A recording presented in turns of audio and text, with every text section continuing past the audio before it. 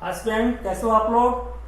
Good, very good. Students subscribe करो, subscribe करिए, share करिए, उससे हमें पोटेंशियल बढ़ती है मेरी, और अच्छे से अच्छे कंटेंट दूंगा मैं, एनर्जी बढ़ेगी। ठीक है स्टूडेंट्स, आज जो हम पार्ट थर्ड किसका law, force and law of motion का पार्ट थर्ड यानी न्यूटन सेकेंड लॉ का डिस्कस करेंगे। तो before going to touch the second law, थोड़ा सा मैं फर्स्ट लॉ और सेकेंड लॉ में कैटेगराइज कर दूं। स्टूडेंट्स, हम लोगों ने फर्स्ट लॉ में क्या पढ़ा था? फर्स्ट लॉ में हम लोग पढ़ा था कि कोई अनबैलेंस्ड एक्सटर्नल फोर्स किसी ऑब्जेक्ट पे अगर अप्लाइड होता है तो मूवमेंट कर देता है, वो बॉडी एक्सेलरेट कर जाती है, यहां तक वहां वो सीमित था। ठीक है, इसमें हम इसकी बात नहीं करेंगे। ठीक है, हम इसमें बात करेंगे सेकेंड लॉ में कि कोई एक्सेलरेशन है, किसी बॉडी पे एक्सेलरेशन है तो वो फोर्स पे कितना डिपेंड है, कितना फोर्स पे डिपेंड है, हम इसकी बात करेंगे। किसमें? न्यूटन के सेकंड लॉ में। तो पहले before going to touch, before going to explain the Newton second law, you have to explain some content. उसके बिना ये अधूरा है। तो इससे पहले हम एक वर्ड को यूज करेंगे मोमेंटम की। तो स्टूडेंट्स पहले थोड़ा सा मोमेंटम पढ़ लेते हैं, उसके बाद इसकी जरूरत पड़ेगी। तो देखते हैं कि मोमेंटम है क्या।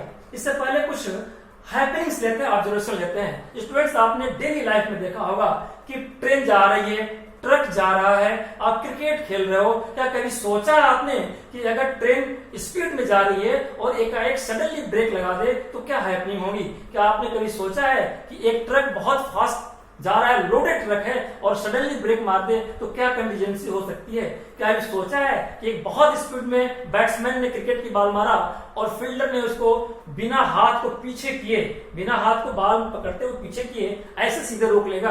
अगर ऐसे रोकता है तो क्या हो सकता है? इन्हीं सब छोटे छोटे चीजों का आंसर इसमें ढूंढने की कोशिश करते हैं। ठीक है स्टूडेंट, तो हम बात करते हैं मोमेंटम की। मोमेंटम क्या है अभी डिफाइन नहीं करूंगा, पहले देखते हैं, इस चीजों पढ़ते हैं, अपने आप बोलोगे यस व्हाट इज मोमेंटम, आप उसका डिफिनेशन लिख लोगे, फिर भी मैं बताऊंगा। ठीक है, तो इसमें जो कंसेप्ट है मोमेंटम, मोमेंटम है क्या? मोमेंटम किसी बॉडी पे कितना मोशन है, किसी बॉडी पे कितना मोशन है उसको मेजर करता है। मान लो एक कार है, एक कार चलती जा रही है, उस कार में जो अमाउंट ऑफ मोशन है उसको मेजर करता है मोमेंटम। ठीक है, तो ये मोमेंटम है, इसको P से डिनोट करते हैं। अभी मैं डिफाइन नहीं करूंगा, इसको समझने के लिए पहले कुछ छोटी छोटी चीजों को समझते हैं। आइए देखते हैं। स्टूडेंट, सभी ने एक गेम खेला होगा। क्या खेला होगा? गेम। एक गेम, मान लो हम दो गेम को लेते हैं, एक टेबल टेनिस को लेते हैं, और एक लेते हैं क्रिकेट को। ठीक ना, एक क्रिकेट को लेते हैं, टेबल टेनिस को लेते हैं और एक क्रिकेट को लेते हैं। आप जरा देखो कि टेबल टेनिस जब खेलते हो स्टूडेंट्स, तो टेबल टेनिस मार दिया और किसी अपोजिट वाले प्लेयर को अगर लग गई तो क्या उससे चोट आती है? कितनी आती है? क्या इसकी मीनिंग निकले? वही क्रिकेट अगर खेलते हो और किसी को बॉल लग जाती है तो उस समय में क्या होती है? तो बड़े सीधा सा कंसेप्ट है, जब टेबल टेनिस की बॉल अगर हमें टच करती है तो बहुत ही छोटा सा हमें हर्ट होता है। क्या होता है? Less hurt. यहाँ पे क्या होता है? हमें लेस हर्ट होता है। और क्रिकेट की अगर बॉल लग जाती है तो हमें मोर हर्ट, क्या होता है? मोर, HURT, मोर हर्ट होता है, ज्यादा चोट लगती है। फिर ऐसा क्यों होता है? क्योंकि इसका लेस मास होता है, इस बॉल की मास लेस मास होता है, यानी कि वेट है और लेस होता है। ठीक है, इसमें क्या होता है? मोर मास। इसमें क्या होता है? मोर मास। ठीक है, इस बॉल का, क्रिकेट के बॉल का मास ज्यादा होता है। ठीक है, एक तो ये फैक्टर हो सकता है। तीसरा क्या हम लेते हैं स्टूडेंट्स, एक चीज और आपने देखा होगा कि अगर इस बॉल से अगर ये बॉल लग गई तो बहुत ही छोटी सी इंजरी होती है। इसका मतलब क्या हुआ? यहाँ पे लेस इंजरी,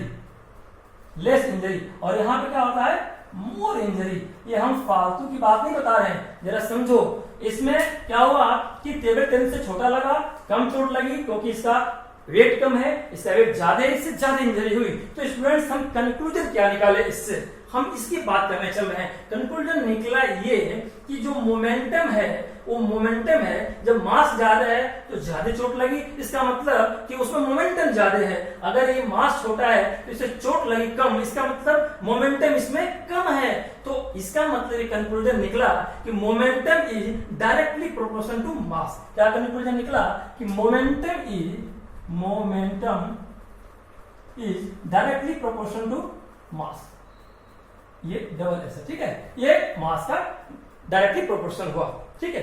तो स्टूडेंट्स एक और बात है, मान लो अगर ऐसा सही है कि मोमेंटम मास सही सिर्फ मतलब है, तो एक बात तो गलत हो गई क्या कि गन से अगर किसी को हम फायर करते हैं तो गन की गोली का मास तो बहुत ही छोटा होता है, बहुत ही कम होता है, लेकिन उसके घाव बहुत जानले रहती है। क्यों ऐसा क्यों? क्योंकि बुलेट की स्पीड बहुत ज्यादा होती है, मास बेशक कम होती है लेकिन उसकी स्पीड ज्यादा होती है। That's why, that is the reason कि वो हमें ज्यादा इंजर्ड करती है। तो इसका मतलब एक ये भी निकला कि मोमेंटम के ही डायरेक्टली प्रोपोर्शन, मोमेंटम ही मास का ही सिर्फ डायरेक्टली प्रोपोर्शन नहीं है, momentum also depend upon velocity. तो मोमेंटम आल्सो डिपेंड अपॉन क्या हुआ, momentum also depend upon velocity. किसकी वेलोसिटी? ऑब्जेक्ट की या बॉडी की, ठीक है, ये भी हुआ। तो अगर दोनों को अगर मैं पैरामीटर्स के रूप में लिख दूं तो क्या यहां पे निकला कि अगर मोमेंटम, जिससे अगर मैं मोमेंटम को P से डिनोट किया तो P directly proportional to mass, यहां पे P क्या हुआ, डायरेक्टली प्रोपोर्शनल टू वेलोसिटी। ये बात निकल के सामने आई, ठीक है स्टूडेंट। हम दोनों को अगर मर्ज कर दें, क्यों? क्योंकि दोनों ही चीजें हैं, मोमेंटम मास पे भी डिपेंड है और वेलोसिटी से भी इसका रिलेशन है।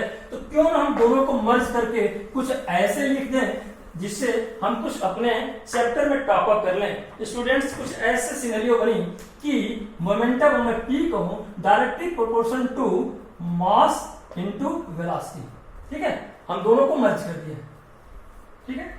बात ये निकल के आई कि दोनों इसके प्रोपोर्शनल हो गए, यानी कि रिगार्डलेस द मास, यहां पे क्या निकला, रिगार्डलेस द मास, मास को छोड़ो, यानी कि मास का कोई मतलब नहीं है। तो क्या हुआ कि मास क्या है, कांस्टेंट है। यानी कि धीरे धीरे हम आगे बढ़ते हैं, ये सारे ये जो सेकेंड लॉ न्यूटन का होगा ये तभी लागू होगा जब हमारा मास कांस्टेंट होगा। अगर दो ऑब्जेक्ट हैं, दोनों के मास अलग हैं, तो कुछ और ही सिनेरियो हो जाएगी, फिर उसकी बात हम अगले पार्ट में करेंगे, ठीक है। तो इसमें देखते हैं कि ऐसा रिगार्डलेस द मास, मास से कोई लेना देना नहीं है। If object move with the high velocity, अगर एक ऑब्जेक्ट बहुत तेज वेलोसिटी से मूव करता है तो इसका मोमेंटम ज्यादा होगा। ये कंक्लूजन निकला कि वेलोसिटी हाई अगर है तो वेलोसिटी अगर हाई है तो मोमेंटम उसका हाई होगा, ठीक है। तो इसका अब देखो, जब मैंने दोनों को मिला दिया, इन दोनों को मिला दिया, तो अब मोमेंटम किस पे डिपेंड है, वेलोसिटी हाई हो, मास ज्यादा हो तो मोमेंटम ज्यादा होगा। तो क्या जो मैंने क्वेश्चन रेज किया था कि लोडेड ट्रक सडन ब्रेक मार दे तो क्या हो सकता है, इसका आंसर मिल गया होगा, इंजरी हो सकती है। जो उसका फोर्स मोमेंटम है, ट्रक की मोमेंटम है, वो आगे की तरफ बहुत फास्ट जाएगी और ट्रक पलट जाएगी। ट्रेन सडनली ब्रेक मार देगी तो इस मोमेंटम की वजह से इंजरी हो जाएगी, ठीक है। ये सारे क्रिकेट की बॉल को अगर जितने मोमेंटम से आ रहे, अब मैं मोमेंटम यूज करूंगा, मोमेंटम एक फोर्स ही है, अगर बहुत ही स्पीड से आ रही है बॉल और डायरेक्ट मैं रोक दूं बॉल को तो ये हाथ टूट सकता है। इसलिए जो कैच करता है वो पीछे लेके आता है। पीछे क्यों लेता है, वो आने का जो टाइमिंग है, जिस टाइम के करस्पॉन्डिंग वो स्पीड आ रही है उस टाइम को डिले कर देता है, तो टाइम बढ़ा देता है जिससे उसका मोमेंटम कम हो जाता है, इसलिए पीछे की तरफ हाथ करता है, ठीक है। ये बहुत सारे एग्जांपल देखेंगे जहां पीछे में हटना होता है, जहां बॉडी को बैलेंस करने होते हैं ड्यू टू मोमेंटम रीजन, ठीक है। चलिए तो आगे बढ़ते हैं। अब हम बात करेंगे स्टूडेंट्स न्यूटन्स लॉ की।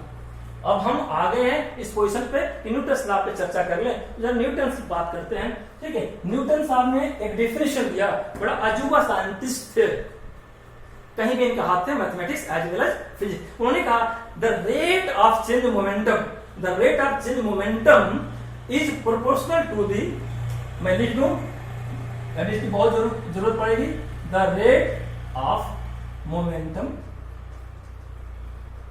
क्या बोला है, द रेट ऑफ मोमेंटम, नहीं sorry, the rate of change, उल्टा बोल दिया, द रेट ऑफ चेंज, अगर किसी मोमेंटम का रेट चेंज हो, the rate of change momentum is proportional, change momentum is proportional.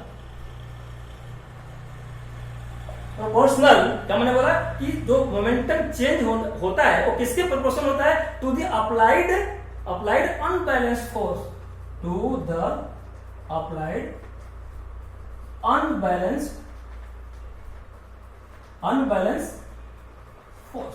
बड़े ध्यान समझिएगा, पहले हम इसका डिस्कशन करेंगे, ये रेट की बात पहले करूंगा, एक्सचेंज की इसकी बात करेंगे, फिर रेट की, फिर तीनों की बात करेंगे, ठीक है, तब समझ में आएगा ये बात क्यों उन्होंने कहा।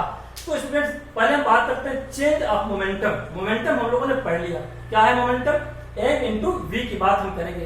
तो आप एक सोचो एक यहाँ पे एक कार है, कार की बैटरी खराब है, बैटरी कमजोर हो गई, ये स्टार्ट नहीं होती है, कुछ लोग धक्का मारे, थोड़ी दूर तक नहीं स्टार्ट हुई, कुछ लोगों ने और मिलकर के काफी दूर तक उसको एक वेलोसिटी से धक्का, एक्सीलरेशन से धक्का मारते ले गए, वो स्टार्ट हो गई। क्या सोचा होगा क्यों, क्योंकि अगर पहली कार जो थोड़े दूर पे गई स्टार्ट नहीं हुई, उसमें फोर्स का जो ड्यूरेशन था वो कम था, कम टाइम तक वो फोर्स लगा, और जो स्टार्ट हो गई लंबे समय तक धक्का मारने पे उसमें फोर्स का ड्यूरेशन काफी लंबे टाइम तक लगा, इसलिए वो स्टार्ट हो गई। फिर इसका मतलब क्या हुआ कि जो फोर्स अप्लाइड था उसका ड्यूरेशन, टाइम ड्यूरेशन, उस लंबे समय तक फोर्स लगा इसलिए स्टार्ट हुई, और पहले सिचुएशन में कम टाइम तक फोर्स लगा था इसलिए स्टार्ट नहीं हुई थी।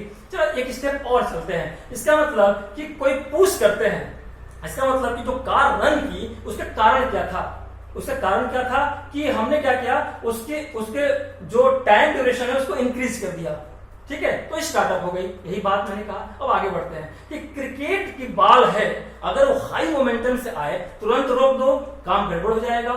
अगर उसकी टाइमिंग मैंने कितने टाइम तक फोर्स लगा तो थोड़ा पीछे आ जाओगे तो टाइम हमारा बढ़ जाएगा, तो उसका मोमेंटम कम हो जाएगा, इसी की बात मैं कर रहा हूं, ठीक है। चलिए तो प्रूफ हो गया। अब कंक्लूजन क्या निकला कि force directly proportional to momentum, यही तो बात निकल गई कि फोर्स क्या है, ये फोर्स क्या है, डायरेक्टली प्रोपोर्शनल टू मोमेंटम, ये मोमेंटम, इसकी बात मैं कर रहा हूं। चलिए अब चेंज मोमेंटम की बात कर लिए, तो मोमेंटम की बात कर लिए कि जो फोर्स है वो मोमेंटम ही है, लगभग वही है। तो अब मोमेंटम, चेंज मोमेंटम का क्या मतलब हुआ, मान लो कि एक ऑब्जेक्ट है, हम उसको एक जगह से दूसरे जगह ले जाते हैं, ये मान लीजिए ऑब्जेक्ट है, सॉरी एक ऑब्जेक्ट है, ठीक है, ये ऑब्जेक्ट है, यू वेलोसिटी से है हमारा चल रहा है, ये ऑब्जेक्ट एक सरफेस पे है, इस ऑब्जेक्ट को यहां से लेकर के हम यहां तक आ गए, ठीक है, ये ऑब्जेक्ट है, यहाँ पे v वेलोसिटी से यहाँ पे आ गया। तो इस ऑब्जेक्ट पे जब यहाँ इनिशियल वेलोसिटी पे था तो यहाँ पे मोमेंटम मान लीजिए p1 था और यहाँ पे p2 था, मोमेंटम को p से डिनोट करते मैंने बता दिया था, ये मान लीजिए p1 और p2 था, तो इनिशियल मोमेंटम p1 था, और आप निकाल चुके हो कि ये मोमेंटम, ये जो मोमेंटम है क्या होता है m इंटू यू, ये जो देखा था हम लोगों ने m इंटू यू। तो ये जो मोमेंटम था हमारा ये किसके बराबर है, m इंटू यू का, और ये जो मोमेंटम है m इंटू वी का, ठीक है। देखो इसमें m और m कॉमन है, तभी मैंने कहा कि न्यूटन का सेकेंड लॉ अप्लाइड होता है जहां मास सेम हो, ये यही तो यहाँ पे आया, तो यही तो मास यहाँ पे है, m दोनों कॉमन है। तो जो ये बात की कि चेंज मोमेंटम की जो उन्होंने बात किया वो चेंज मोमेंटम की बात किया, इसका मतलब कि जो फोर्स है वो मोमेंटम चेंज है, फोर्स लगा, यहां से फोर्स लगा तो मोमेंटम चेंज कर दिया। तो क्या हुआ इसका मतलब कि अगर देखा जाए कि मोमेंटम चेंज की बात करूं मैं तो P2 minus P1 equal to mv minus mu, ये तो बात हुआ चेंज इन मोमेंटम। तो m को कॉमन ले लो, v माइनस u, यही तो बात हुआ। तो ये क्या हुआ कि जब मोमेंटम चेंज हुआ, ठीक है, इसकी बात हुई। अब बात करते हैं रेट की, रेट ऑफ चेंज मोमेंटम। तो रेट का मतलब पर सेकेंड, रेट का मतलब पर सेकेंड। अगर इसी को टाइम के करस्पॉन्डिंग हम मोमेंटम को कैलकुलेट करें कि कितने समय में मोमेंटम चेंज हुआ, जो फोर्स यहाँ लगा था वहां पे जो फोर्स यहाँ पे, कौन सा फोर्स जो यहां से लेकर के यहां तक कितने समय तक फोर्स यहाँ पे काम किया, कितने समय में, ताकि मोमेंटम उसका यहाँ आ गया, उसकी बात नहीं कर रहा हूं। तो अगर हम इसको डिवाइड कर दे t से, यही मोमेंटम यानी कि यही जो हमारा फोर्स है, तो अगर इसको हम t से डिवाइड कर दें तो कुछ सिचुएशन और बदल जाएगी। बड़े ध्यान से देखो क्या ये पूरा का पूरा सिस्टम है, ये क्या एक्सेलरेशन नहीं है? पढ़ा था हम लोगों ने, एक्सेलरेशन है। तो ये क्या हुआ, तो जो हमारा F हुआ ये किसके बराबर हुआ, m इंटू ए का। ठीक है, जो हमारा फोर्स हुआ ये कौन सा फोर्स हुआ हमारा, जिससे मोमेंटम हमारी बात हुई, जिसकी मोमेंटम की बात मैं करता हूं, जो इसके प्रोपोर्शन हुआ फोर्स में मोमेंटम के, वो m इंटू ए हुआ। कोई दिक्कत, m इंटू ए हुआ। तो अब जरा देखो इससे कि जो फोर्स किसी बॉडी पर जो फोर्स लगाओगे, अब मैं कहूं कि मोमेंटम को डिफाइन करने चले तो यही तो हम कर सकते हैं कि product of mass and acceleration, product of mass and acceleration, यही तो हमारा मोमेंटम की बात हुई। या ये मैं कह दूं कि मोमेंटम क्या है, तो मोमेंटम इज नहीं कहेंगे, क्या कहेंगे, ऐसे डिफाइन करेंगे कि measure the force acting on an object. क्या, measure the force acting on an object as a product of mass into acceleration is called momentum. ये हमारा डिफिनेशन हुई स्टूडेंट्स, ये हमारा डिफिनेशन हुई। तो अगर यहां से कहोगे कि भाई आपने डायरेक्ट इक्वल टू हटा दिया, अगर देखा जाए आपकी बुक में तो कुछ ऐसे दिया होगा तो घबराना मत, प्रोपोर्शन को हटा दो तो कोई कांस्टेंट के जोड़ दिया मैंने, कोई बात नहीं मैंने कर दिया ये। तो ये सिचुएशन थी मोमेंटम की। ठीक है, और ये हमने पढ़ा न्यूटन का फर्स्ट लॉ। तो मैंने कहा था कि न्यूटन की फर्स्ट लॉ में क्या था कि the rate of change momentum is proportional to the applied unbalanced force. Unbalanced force वही है जो एक्सेलरेशन इंक्रीज एक्सेलरेशन एग्जिस्ट कराता है ना, जो एक्सेलरेशन कर रहे हैं उसी की बात हुई। तो देखिए डिफिनेशन का मतलब ये रहा मैथमेटिकली, ये डिफिनेशन ये बात बोल रही है। प्रैक्टिकल क्वेश्चन आपके इस पे होंगे। तो अब जरा बात कर लेते हैं थोड़ा छोटा मोटा चीजें जो आपके एग्जाम की ऑब्जेक्टिव क्वेश्चन की और कंपटीशन में भी ये आते हैं। मैं बात करूं कि भाई आपने फोर्स की तो बात कर दी, तो ये क्या जो फोर्स प्रोपोर्शनल मोमेंटम है इसमें दो चीजें हैं, यानी कि मोमेंटम क्या है, एक तरह से फोर्स ही है, डायरेक्टली प्रोपोर्शनल टू है, नजदीक। तो इसमें जब ये मोमेंटम है तो ये मैग्नीट्यूड भी होगा, मैग्नीट्यूड भी है इसमें, और प्लस क्या है, डायरेक्शन भी है, मैग्नीट्यूड भी है और डायरेक्शन भी है। तो जहां दोनों चीजें आ जाती है तो कौन सी, वेक्टर क्वांटिटी नहीं होती है क्या, ये हम लोग पढ़ चुके हैं, वेक्टर क्वांटिटी होती है। एक ये भी क्वेश्चन हो गया, एक ये भी क्वेश्चन हो गया, एक ये भी क्वेश्चन हो गया, एक ये भी क्वेश्चन हो गया। ठीक है, तो ये डिफिनेशन का मतलब ये था, यही न्यूटन का सेकंड लॉ है। अब इसकी यूनिट की बात कर लें तो इनकी एसआई यूनिट की बात कर लें स्टूडेंट, एसआई यूनिट को रटना नहीं है। क्या है इसमें, हमने कहा था एम इंटू वी था, है ना, क्या था इसका, आप देखो कि एम वी, यही तो फार्मूला था। ठीक है, एम वी।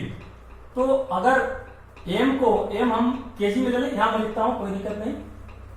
तो एम ए, यही था, F equal to M A या M V minus Q upon T, यही बात थी। देखो कैसे बनते हैं फार्मूले, एम को लिखो केजी, एसआई नॉट में केजी, और अगर इसको देखो वी माइनस यू, तो ये स्पीडी तो है, वेलोसिटी तो है, जो वो वेलोसिटी जो मूवमेंट देती है डायरेक्शन में, v माइनस क्यू, तो वेलोसिटी मतलब मीटर पर सेकंड, तो चलो मैंने इनटू मीटर अपॉन सेकंड लिखा, और ये टोटल का टाइम t है, तो टोटल का सेकंड है, ये टोटल क्या है, सेकंड है। तो मैथमेटिक्स सॉल्व कर लो, मैथमेटिक्स में इसको भी डिनोमिनेटर बना लें, कोई दिक्कत, तो ये ऊपर का ऊपर मल्टीपल और नीचे का नीचे, यानी कि m इंटू 1 केजी रहेगा, और m इंटू 1 और s इंटू s, यानी कि KG into metre second square.